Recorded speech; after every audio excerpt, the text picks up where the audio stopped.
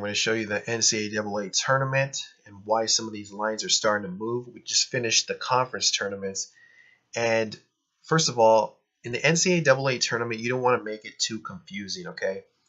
Most of the underdogs will cover in the NCAA tournament, also the NIT, okay? There's a reason for this, is because most of these favorites have not seen these underdogs, okay? And the underdogs, this is when they step up. They're going to be playing off of adrenaline and just motivation, okay? They want to impress people. And the favorite, they're kind of sitting back, okay? And they know they can beat these teams at the very end, okay? So, and a lot of these teams don't know each other's style, okay? Now, in the conference tournaments, the ones that we just finished, those are a lot different. Most of the time, the favorite will win in the conference tournament, especially if the favorite gets to the championship game, because some of these favorites in the conference, they know their opponent, they know the underdog, and don't forget, the underdog gets fatigued. They have to play back-to-back games. Some of the favorites, the top teams, they'll have basically a bye, and they won't play. Sometimes they'll have a day off, okay?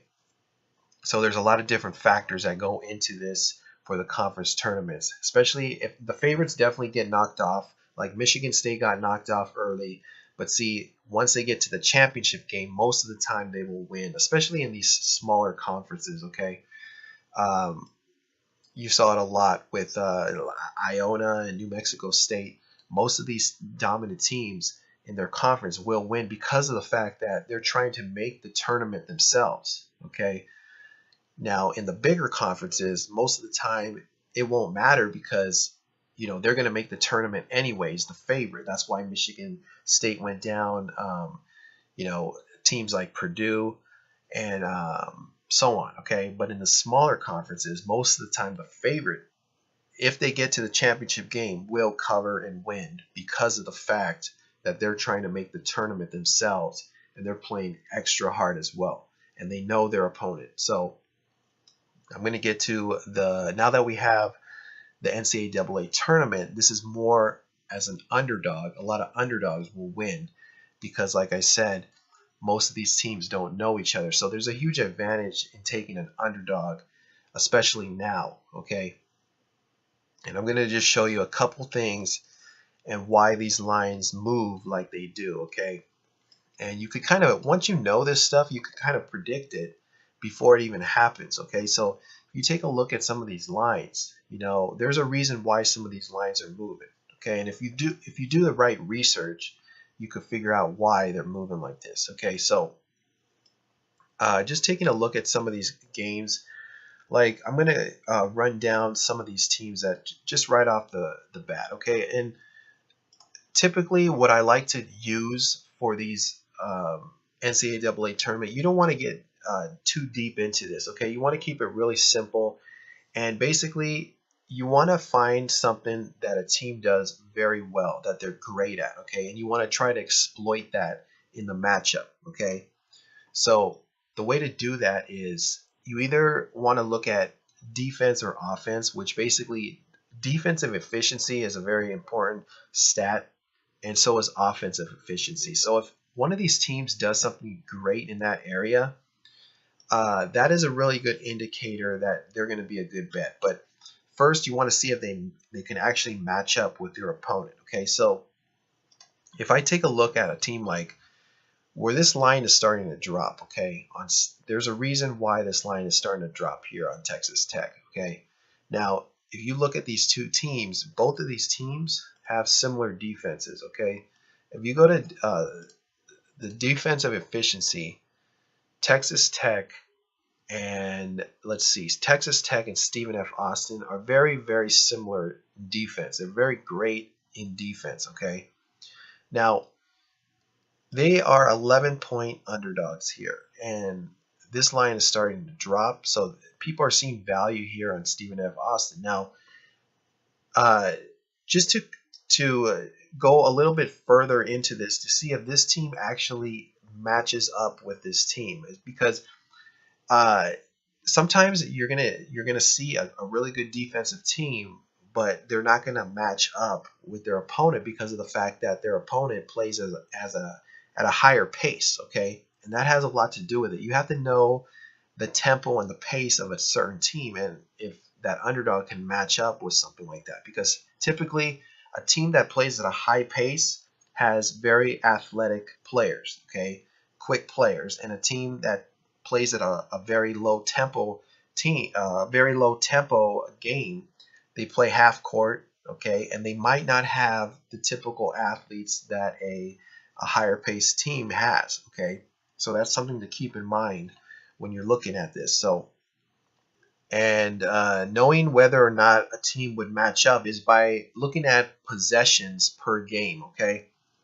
And this will give you a really good idea of how a team matches up with their opponent, okay. So if you look at possessions per game, now if you take a look at Texas Tech here, okay, let's find Stephen F. Austin first. And I know Stephen F. Austin plays at a very high tempo. Okay, they're 57th overall. They average about 74.2 possessions per game. Okay, so this is on average. This is a very high tempo team. Okay, Stephen F. Austin plays at a very quick pace. Comparison, in comparison to the rest of these college teams. Okay. Yeah, there's some teams up here like Marshall. Some of these teams aren't even in the tournament. But see, these are from real small conferences. But in comparison to most of these teams, a 74.2, I'd go between 65 and 75. Okay, 75 being a very high tempo team, and 65 being a very grinded out, like Virginia, for instance, teams that don't want to get up and down the floor, okay, that play mostly half court. Okay, so Stephen F. Austin at 74.2. This is a very high tempo team, and they're going up against Texas Tech, which I believe was 220 something. Let's see if I could find them.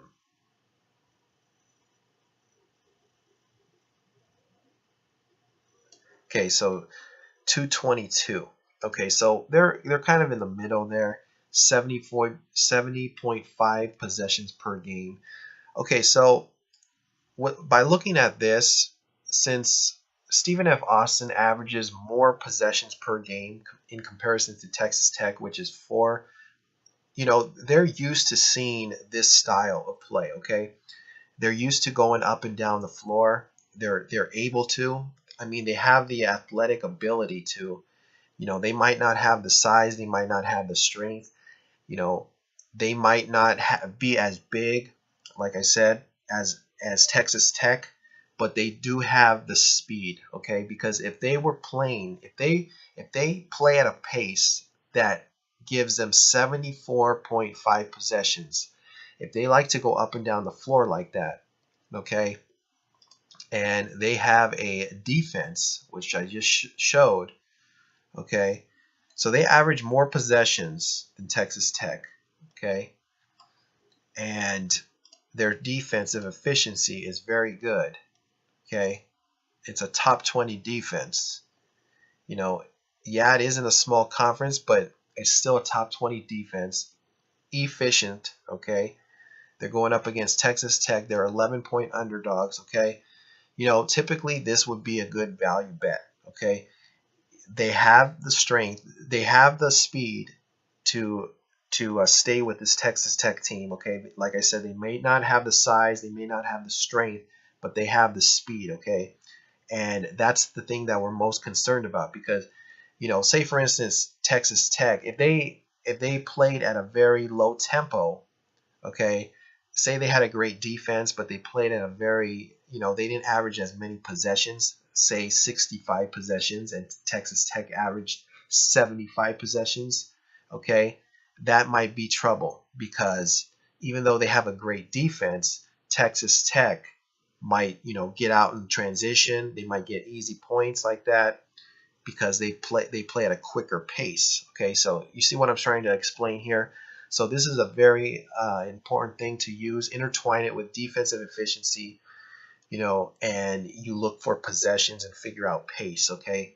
And like I said, you want to figure out you want to find a team that is in at least in the top 20, something that they do great at, and try to exploit that and what would give them the best chance to succeed in that area.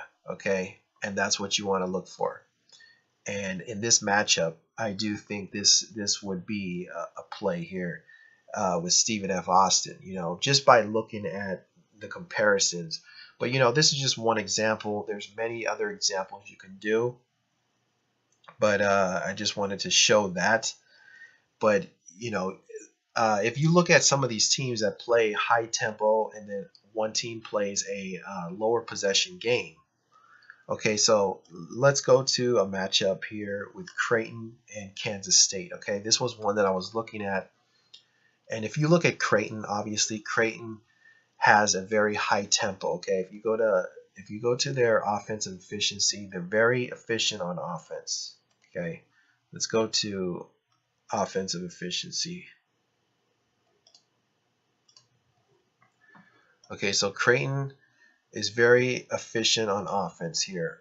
Let's see.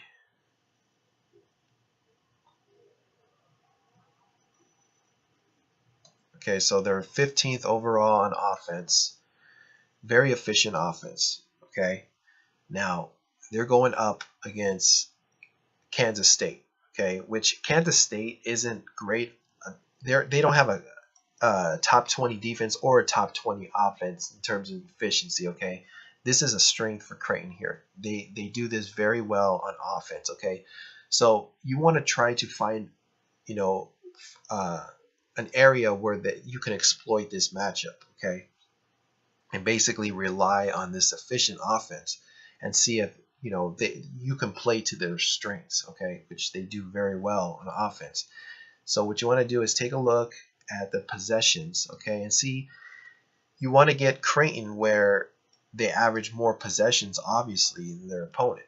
Okay, because if they're averaging less possessions than their opponent, but they have a very efficient offense, that could be trouble, because that would mean that that other team might have better athletes. Okay, they might have quicker athletes, and basically tempo represents speed. Okay, it basically represents speed, and I give that a lot of credit to possessions per game, because that kind of gives you an idea of the athletes. Like I said, some of these players, they might not have the strength, they might not have the size, but they have the speed. Okay, and if you have speed, you can do a lot of things. Okay, so if you check Creighton here, now this is possessions per game. Okay, I believe they average about 74. Okay, 74 here, 74.7. So they have an efficient offense and they move the ball a lot. Okay, now if you take a look at Kansas State, okay, Kansas State is down here somewhere at 60. Let's see, 68.2. Okay, so this could be a mismatch. Okay, this could be a real big mismatch here. 68.2, that's very low in possession. Okay, so Kansas State does not like to go up and down at all. They like to play more of a half court. Their pace is very slow. Okay, and they're playing up against a team that it averages about 74, a very high frenetic pace. Okay, so I see real no threat here for Creighton. Okay, because they average a lot of possessions, they're very efficient on offense. Okay, Kansas State likes to play at a slow pace. Okay, and if you look at the defensive efficiency on Kansas State and Creighton, Kansas State doesn't have a top 20 defense. Okay, so this could be trouble for Kansas State here. Okay, this could be trouble for them. And normally I give the edge to a team that has a higher tempo, because if they have a quicker tempo and Kansas State plays at a lower pace, okay, typically they do not have the athletes to stay with the team, on that type of pace. Okay, they don't have the athletes to do that, and I just think that given with Creighton's strength, I think that this could be a big mismatch here. Okay, and these are just a couple examples. You just got to kind of break them down a little bit, figure out the team's pace and what their strengths are, and you try to exploit that in these matchups. Okay, so these are just a couple examples that I wanted to throw out there, and I'll be back with some more videos talking about the NCAA tournament. I know some people were asking some questions. I'll respond to those questions. So I'll be back with some more videos. So comment, rate, and subscribe. Thanks for watching my videos, and I'll see you then.